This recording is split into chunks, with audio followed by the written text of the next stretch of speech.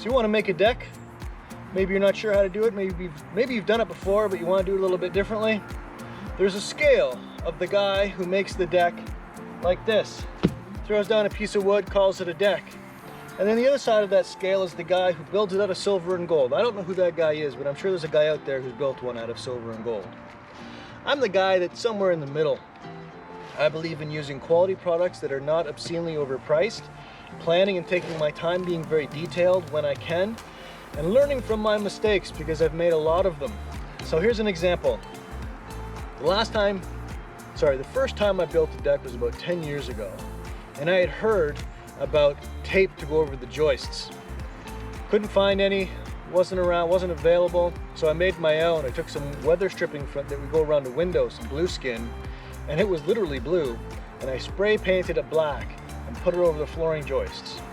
It was great, it's worked, but the paint came off. So now whenever I look between the composite decking of my nice deck, I see blue streaks. Fortunately, mistakes like that, maybe not a mistake, it's just a lack of availability maybe on the project. That's been overcome. This stuff is commonly available. So before you build a deck, go to your local hardware store and look at the products that are on the shelf and just see what's new. Because how your dad did it, how your granddad did it, it's entirely different. Well, maybe not entirely different, it's quite a bit different. I'm sure you've heard of products like this to seal the end of cut joints. 20 bucks, totally worth it. I'm sure you've heard of products that seal, hidden fastener systems. Here's one of them, the Camo Marksman. I'm not using this, I'm going to be using a clip system because I'm using composite. But if you're using normal deck, 5/8 sheeting or something like that, this is a great little system. Screw in the end, hides it, keeps things hidden. I've done a couple of projects with this, and this particular one is holding up really well. In my case, I'm going to be using a lot of 3 1/4 inch galvanized ring shanked nails to hold the deck together, the framing.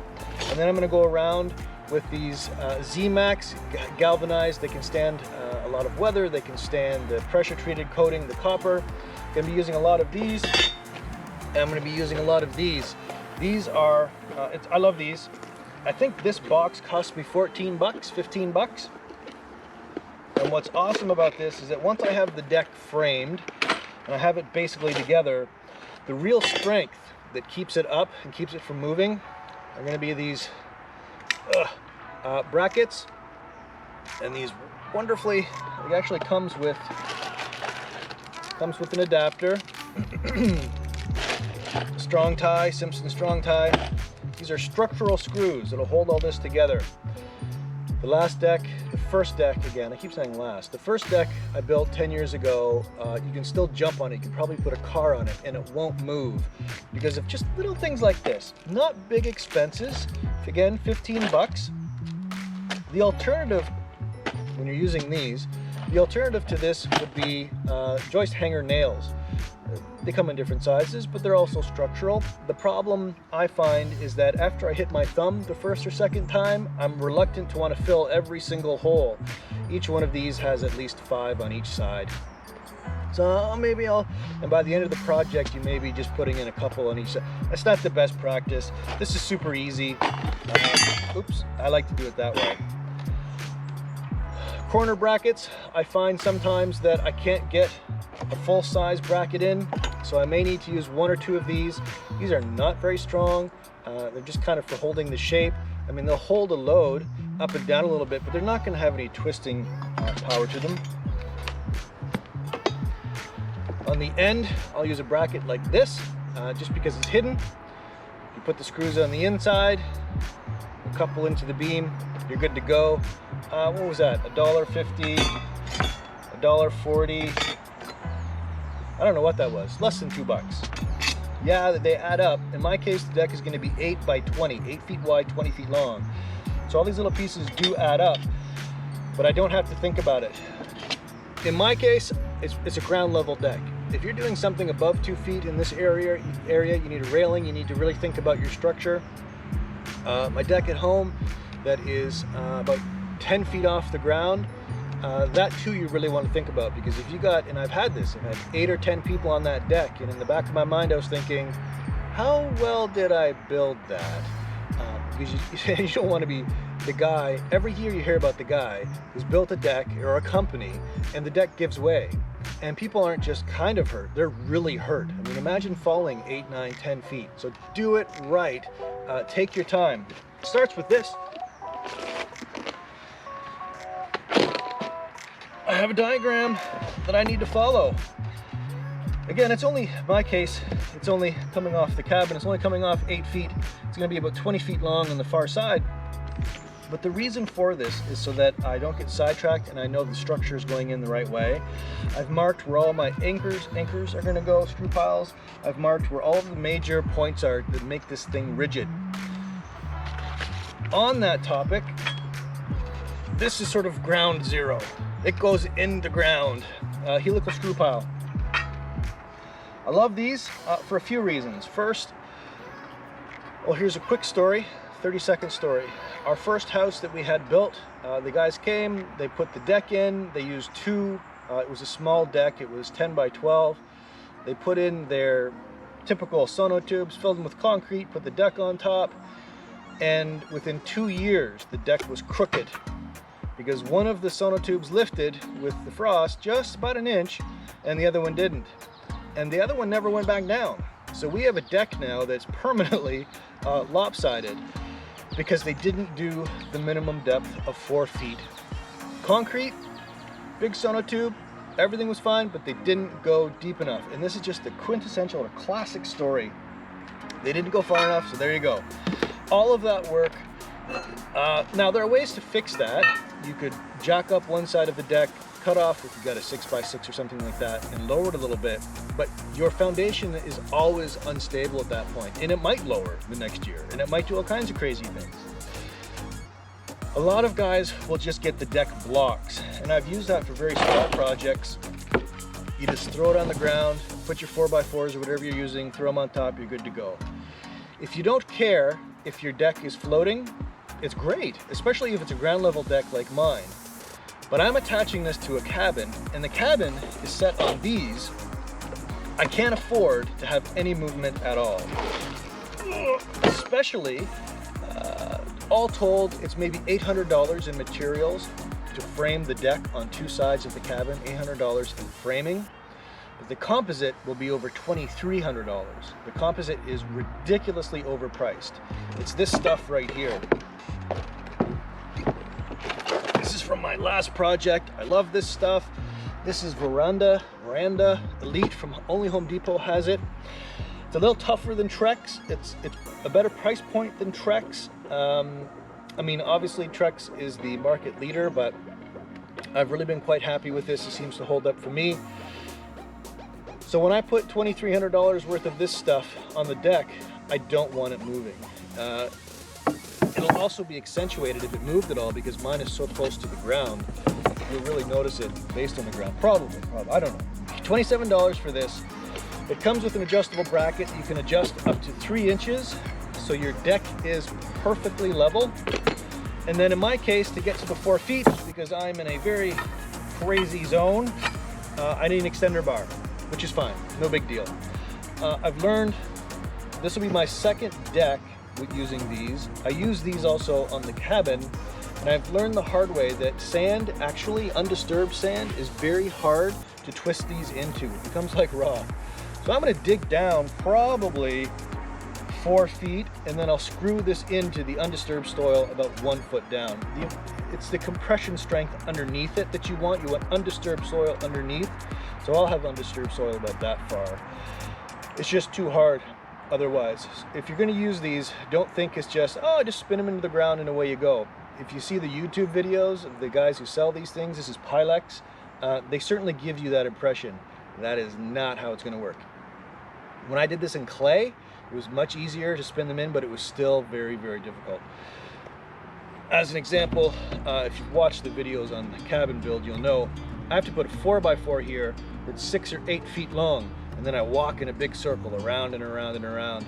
And even if I don't bolt it through here, that'll actually bend the metal. It's so hard. It's crazy. But again, 27 bucks, $11. I think this was $11 for the extender. I don't need to worry about concrete. I don't need to worry about sonotubes. I don't need to worry about getting water. I'm off grid. Getting water would be difficult. Nah, not terribly difficult, but it would be annoying. I don't have a hose that I can just run up to this. And I know I'm below that 4-foot threshold. So these few products already are ensuring, nice insurance, that I don't have to think about issues in the future.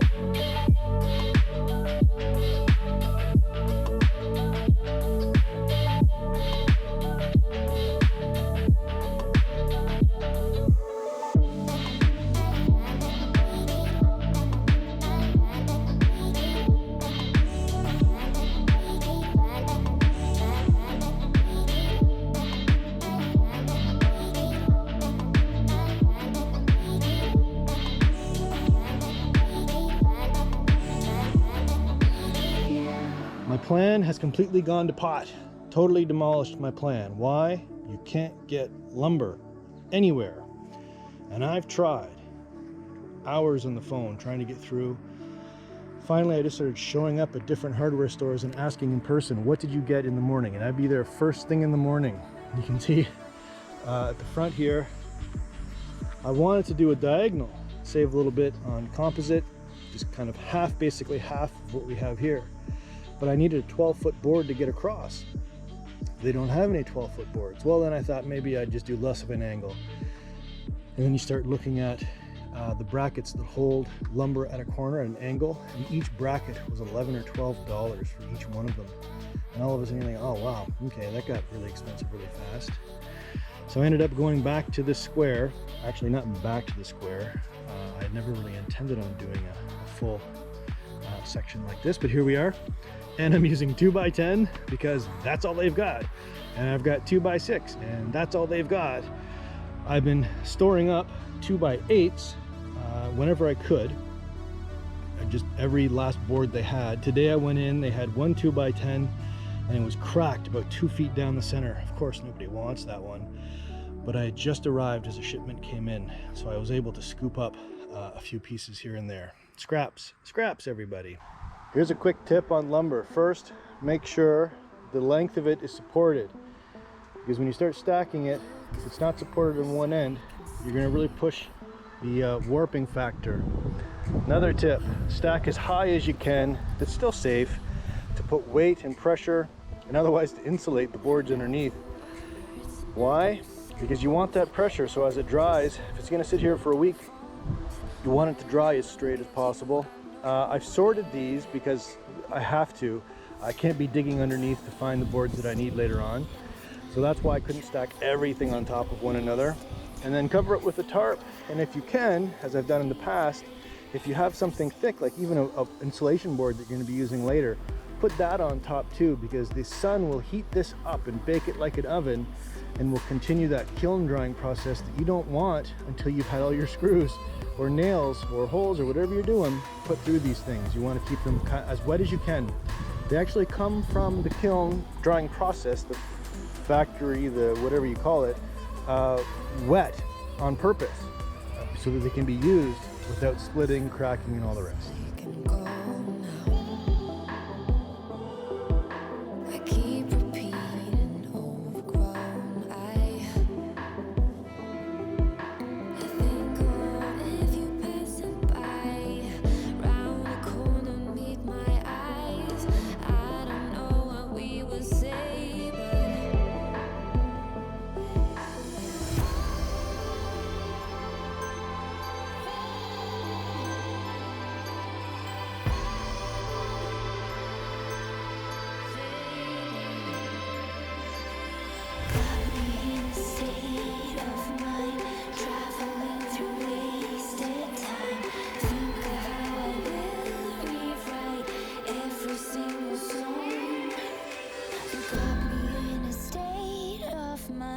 Traveling through wasted time. Think of how I will rewrite every single song.